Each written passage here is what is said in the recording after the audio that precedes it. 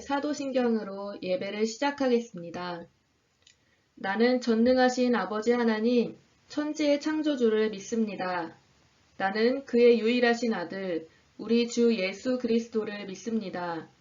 그는 성령으로 잉태되어 동정녀 마리아에게서 나시고 본디오 빌라도에게 고난을 받아 십자가에 못 박혀 죽으시고 장사된 지 사흘 만에 죽은 자 가운데서 다시 살아나셨으며 하늘에 오르시어 전능하신 아버지 하나님 우편에 앉아 계시다가 거기로부터 살아있는 자와 죽은 자를 심판하러 오십니다. 나는 성령을 믿으며 거룩한 공교회와 성도의 교제와 죄를 용서받는 것과 몸의 부활과 영생을 믿습니다. 아멘. 함께 찬양해요.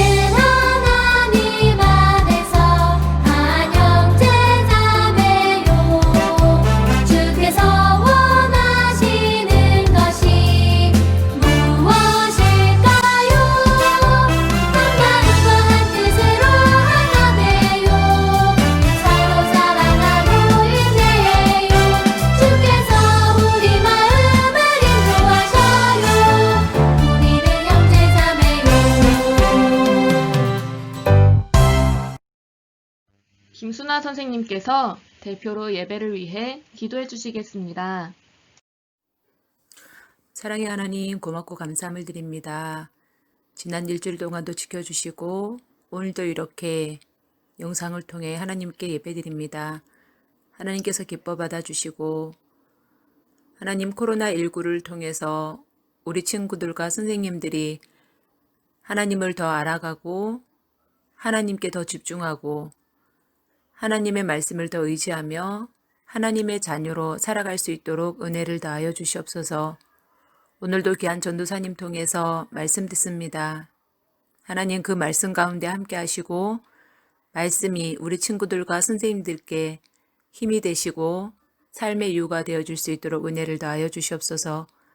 하나님, 우리 친구들과 선생님들이 만나지는 못하지만 각자의 가정에서 환경에서 건강을 지켜주시고 매일매일 하루하루를 하나님께서 주시는 행복으로 채워가며 살아갈 수 있도록 은혜를 다하여 주시옵소서. 코로나19가 하루속히 종결되어 우리 친구들과 함께 한자리에 모여 감사함으로 기쁨으로 하나님께 예배드리는 날이 속히 올 수 있도록 하나님께서 은혜를 다하여 주시옵소서. 감사드리며 언제나 우리를 사랑하시는 예수님 이름으로 기도합니다. 아멘.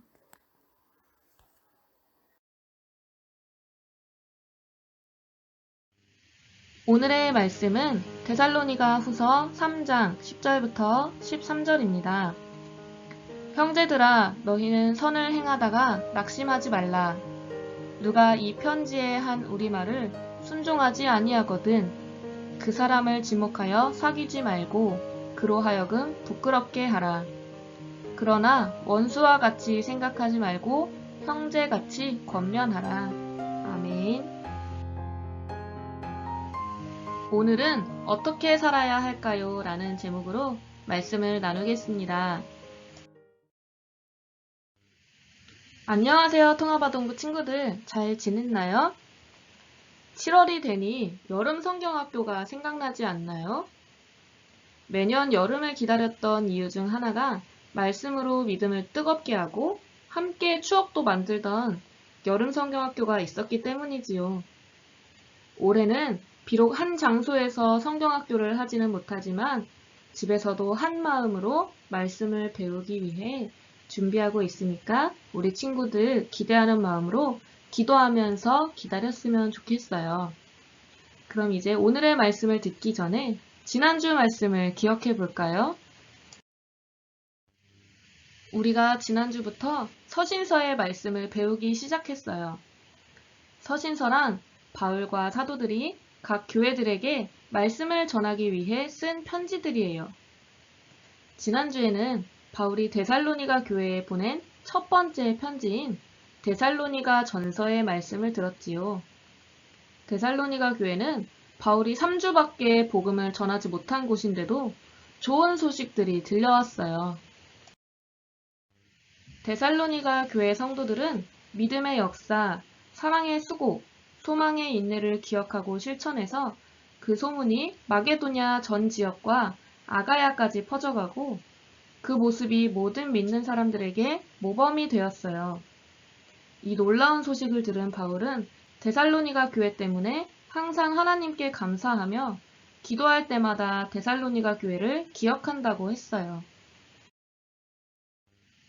그런데 바울이 데살로니가 교회에 보낸 두 번째 편지인 오늘의 말씀 데살로니가 후서를 보니 믿음의 본을 보이며 칭찬받던 데살로니가 교회에 문제가 생겼어요. 어떤 문제였을까요?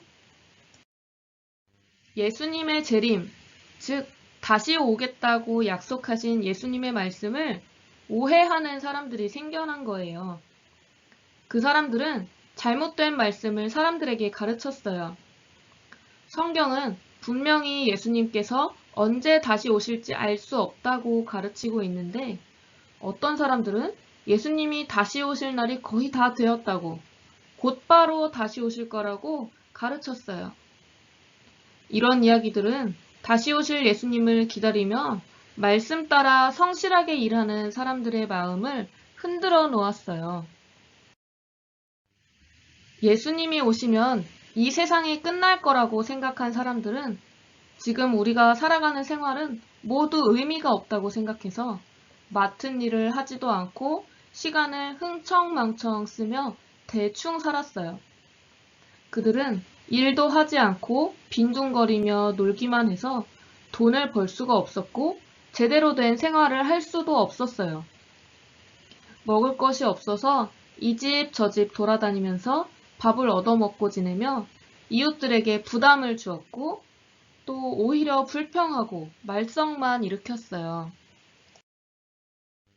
바울은 멀리서 데살로니가 교회의 소식을 듣고 다시 한번 편지를 써서 믿는 사람들이 어떻게 살아야 하는지를 가르쳤어요.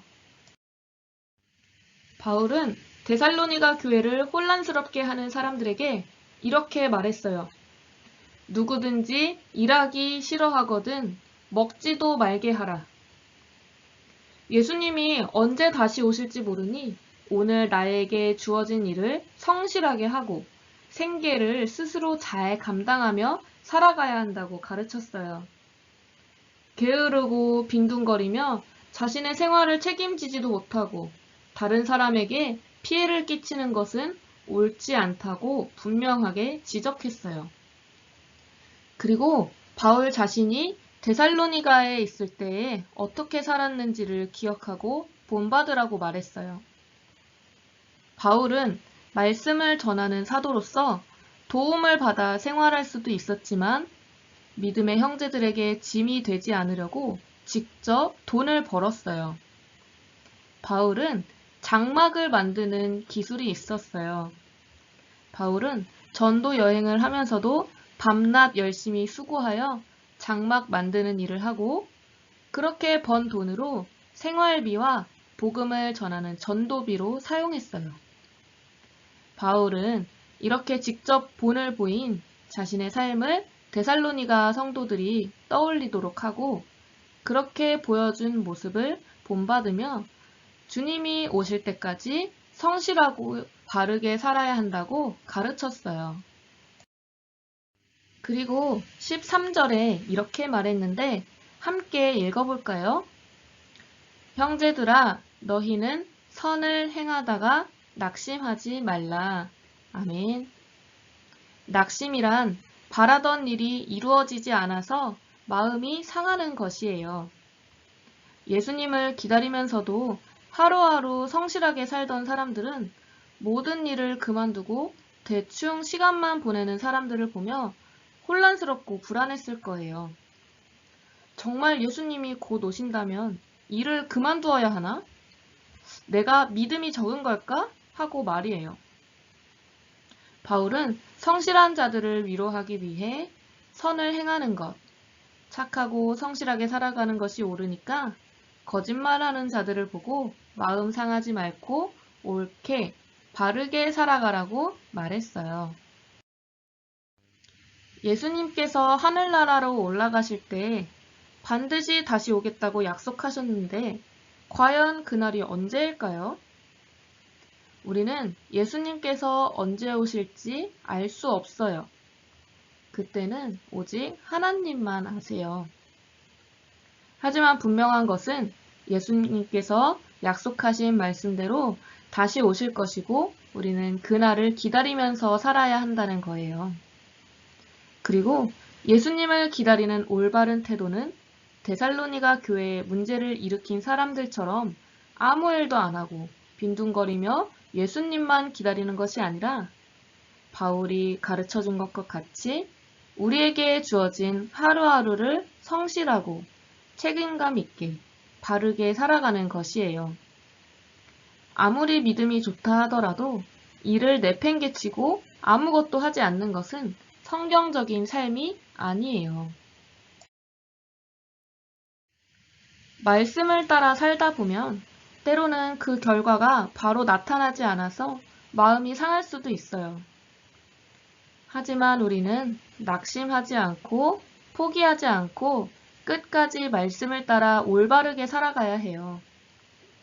예수님이 우리를 위로해 주시고 다시 오실 그날 정말 잘했다며 우리를 칭찬해 주실 거예요.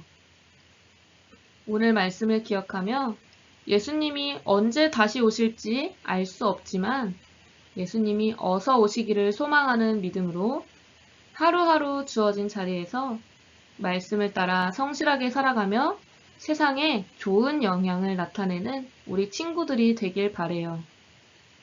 그래서 다시 오신 예수님께 그동안 내 말을 지키며 성실하게 잘 살았구나 라고 칭찬받을 수 있는 선한 그리스도인이 되기를 소망합니다. 말씀을 기억하며 함께 이렇게 기도할까요? 하나님 아버지, 예수님이 다시 오실 그날까지 하나님께서 주신 나의 일상을 말씀을 따라 바르게 살아가는 선한 그리스도인이 되도록 인도해 주세요. 예수님의 이름으로 기도합니다. 아멘. 함께 주기도문으로 예배를 마치겠습니다.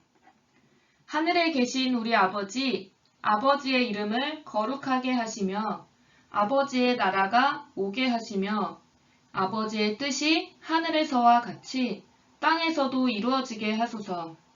오늘 우리에게 일용할 양식을 주시고 우리가 우리에게 잘못한 사람을 용서하여 준 것 같이 우리 죄를 용서하여 주시고 우리를 시험에 빠지지 않게 하시고 악에서 구하소서. 나라와 권능과 영광이 영원히 아버지의 것입니다. 아멘.